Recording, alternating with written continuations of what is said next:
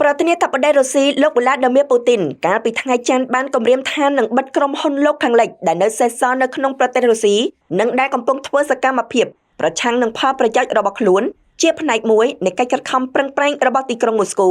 ដើម្បីបង្កើនការអភិវឌ្ឍកម្មវិធី software នៅក្នុងស្រុកលោកបាននិយាយបែបនេះនៅឯកិច្ចប្រជុំជាមួយសហគ្រិនដើម្បីទុកជាការឆ្លើយតបទៅនឹងការអំពាវនាវរបស់អ្នកជំនួយរុស្ស៊ី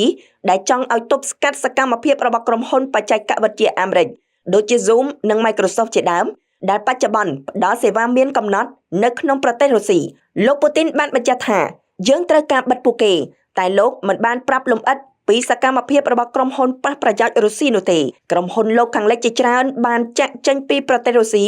ឬធ្វើឲ្យខូចខាតយ៉ាងធ្ងន់ធ្ងរ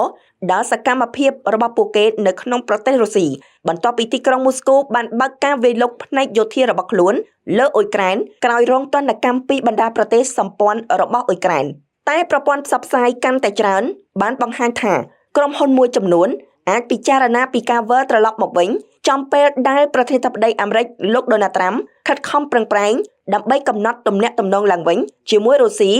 និងសម្រេចបានសន្តិភាពយ៉ាងឆាប់រហ័សនៅក្នុងប្រទេសអ៊ុយក្រែន